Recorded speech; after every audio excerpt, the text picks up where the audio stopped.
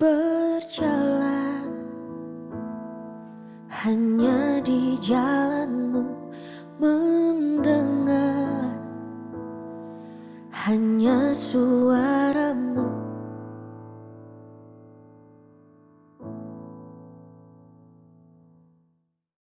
Haleluya, haleluya, haleluya.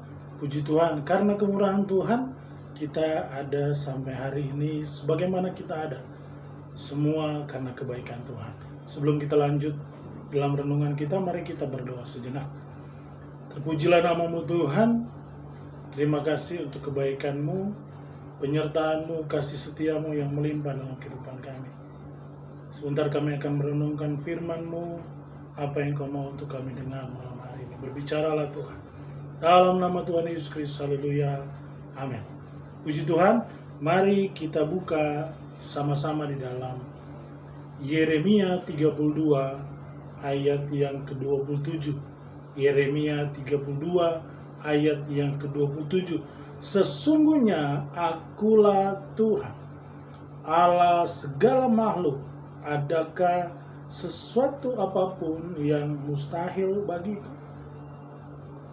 Hari ini kita berbicara tentang Allah yang besar, Allah yang maha kuasa, Allah yang begitu dahsyat. Jadi ketika kita merenungkan dalam kehidupan kita bahwa hidup kita ini hanya karena kasih karunia Allah, maka kita sedang menempatkan Allah di satu titik tertinggi dalam kehidupan kita. Kita tidak bisa melakukan apapun tanpa seizin Tuhan. Mari kita akan melihat sejenak seberapa dahsyatnya si Allah kita, seberapa dahsyatnya kekuatan kebesaran Allah kita. Ketika kita berbicara tentang Allah, maka ada beberapa hal yang mutlak ketika kita berbicara tentang Allah kita. Yang pertama, hal yang mutlak dimiliki Allah kita. Tiga hal mutlak yang dimiliki Allah kita, yang ketika kita yakini dalam kehidupan kita, maka itu akan menjadi satu kekuatan yang luar biasa. Hal yang pertama, ketika kita berbicara tentang Allah, maka kita berbicara tentang Allah yang omniscient. Apa omniscient? Omniscient ini adalah Allah yang maha tahu. Salah satu hal mutlak yang dimiliki Allah adalah Allah itu maha tahu. Dia mengetahui segala sesuatu dalam kehidupan kita. Bahkan kehidupan kita, masa depan kita, itu masa lalunya Tuhan. Artinya Tuhan sudah melewati kehidupan kita. Sehingga dia dapat berkata bahwa Aku yang mengatur masa depanmu. Masa depan ada di tangan Tuhan. Karena Tuhan sudah melewati. Tuhan sudah mengetahui apa yang terjadi dalam kehidupan kita, sin demi sin hidup kita. Ketika kita menjalani hidup dengan baik, ketika kita harus terpuruk, sabar, karena semua dalam kontrol Tuhan. Tuhan mengetahui segala sesuatu yang terjadi dalam kehidupan kita. Kenapa bisa begitu? Karena Allah adalah maha tahu. Dia omniscience, dia mengetahui segala sesuatu yang terjadi dalam kehidupan ini. Tidak ada sesuatu pun yang tidak diketahui oleh Tuhan. Belum kita lakukan, masih kita pikirkan, Tuhan sudah mengetahuinya. Hal yang pertama ketika kita berbicara tentang Allah, hal yang mutlak pertama adalah dia omniscience. Apa yang kita perlu takutkan ketika kita memiliki Allah yang maha tahu? Masih ada keraguan? Allah maha tahu segala sesuatu. Apapun yang terjadi kepada kita, Allah mengetahui. Yang kedua, ketika kita berbicara tentang Allah, yaitu omnipresent. Allah itu maha hadir. Salah satu hal yang kedua, hal mutlak yang dimiliki Allah adalah Allah itu maha hadir. Omnipresent. Sebagai manusia, di Alkitab menjelaskan kita ditutupi dengan waktu. Manusia ditutupi dengan waktu. Alkitab berkata 70 atau 80 tahun. Jadi manusia ditutupi dengan waktu, umur 7-80 tahun. Tetapi Tuhan ada di atas waktu. Waktu tidak bisa menutupi Allah. Dia ada di mana saja. Dia mengatasi waktu. Allah tidak ditutupi oleh waktu. Maka dimanapun, di zaman apapun, dia ada. Karena salah satu hal yang mutlak yang dimiliki oleh Allah, yaitu Allah adalah omnipresent. Maha hadir. Dia hadir di saat kita susah, dia hadir. Di saat kita butuh pertolongan, dia hadir. Di saat kita sakit, sedih, sepertinya sendiri, tapi di saat itu Allah hadir. Dia tidak hanya Maha tahu, tapi dia juga Maha hadir. Tidak ada satupun tempat batas alam yang membatasi kehadiran Tuhan. Tidak ada bentuk fisik ataupun hanya roh, hanya jiwa, apapun itu ada di situ. Maka apa yang perlu kita khawatirkan? Yang ketiga, ketika kita berbicara tentang Allah, hal yang ketiga yang mutlak dimiliki Allah adalah Allah itu omnipotent, atau Allah itu maha kuasa. Allah tidak hanya maha hadir, maha tahu, tetapi yang ketiga ini, hal mutlak ini, Allah adalah maha kuasa.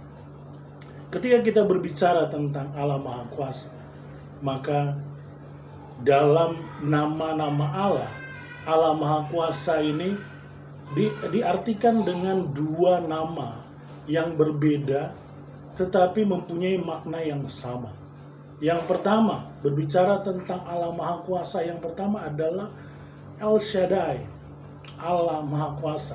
Digambarkan seperti seorang ibu yang sedang menyusui anaknya. Ketika seorang ibu menyusui anaknya, maka di situ ada satu perlindungan. Seorang ibu akan melindungi anaknya ketika dia menyusui. Ibu menyusui anaknya juga mengandung arti bahwa seorang ibu mencukupkan segala kebutuhan anaknya.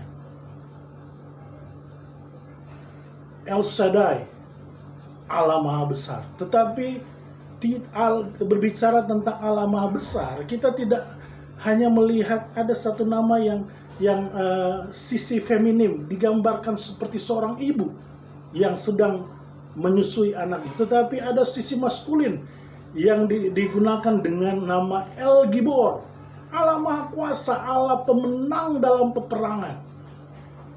Jadi ada sisi maskulin, ada Allah yang memposisikan dirinya seperti dengan nama El Gibor, Allah yang memberikan kemenangan, Allah yang di tangannya ada kemenangan.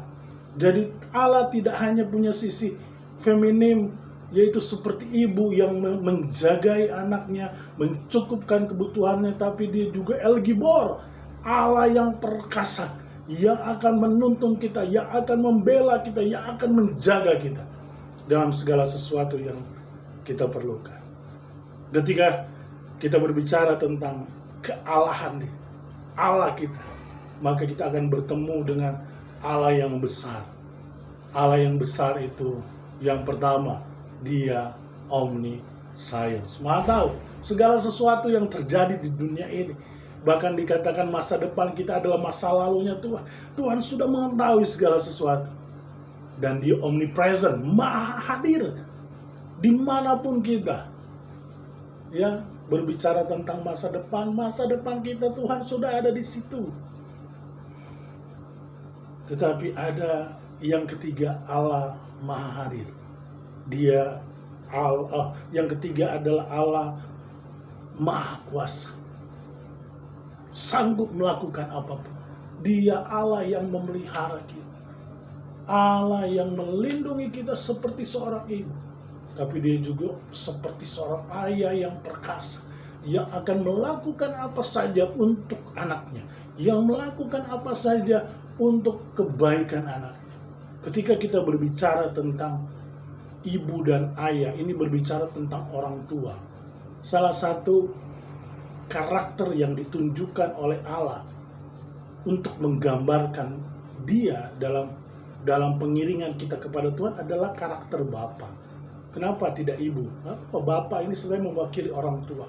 Jadi karakter yang ingin Tuhan tunjukkan kepada kita, Dia tidak hanya El Gibor, maha kuasa, maha dahsyat, tetapi Dia ingin menunjukkan suatu karakter, yaitu Bapa.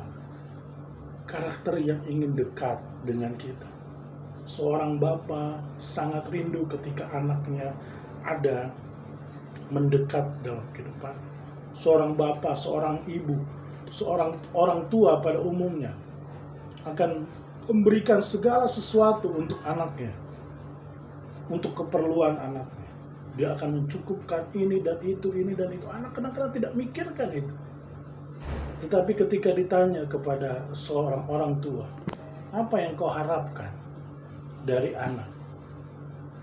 Ketika orang tua melakukan segala sesuatu yang terbaik buat anak, maka hanya satu keinginan orang tua, yaitu jadilah anak yang baik. Begitu juga dalam kehidupan kita. Tuhan tidak menuntut banyak hal, tapi sebagai seorang bapa, Dia mau supaya kita menjadi anak-anak yang baik, penurut, melakukan sesuatu yang benar. Ketika kita melakukan itu, maka omniscience, omnipresent, omnipotent, Allah maha besar, Allah maha hadir, Allah maha tahu, Allah maha kuasa. Tidak hanya menjadi pendengaran kita, tidak hanya kita bisa melihat, tapi kita bisa merasakan bahwa Allah kita adalah Allah yang besar. Puji Tuhan, mari kita berdoa. Tanamkan firman-Mu dalam kehidupan kami, biarlah kami bisa mengerti bahwa keberadaan kami sebagai anak-anak Tuhan memiliki Allah yang besar, Allah yang mengasihi kami, Allah yang maha tahu, Allah yang maha hadir, Allah yang maha kuasa.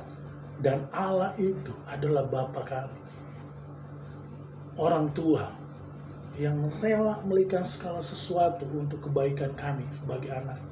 Tapi tuntun kami, ajar kami, jagai kami, supaya dalam proses pengiringan kami sebagai anak-anak-Mu, kami bisa menjadi anak yang baik, yang taat, yang mengikuti segala sesuatu keinginan orang tuanya, karena segala hal diberikan untuk kehidupan kami. Segala puji, hormat, kemuliaan bagi Engkau, dalam nama Tuhan Yesus Kristus. Haleluya, amin. Puji Tuhan, Tuhan Yesus memberkati kita.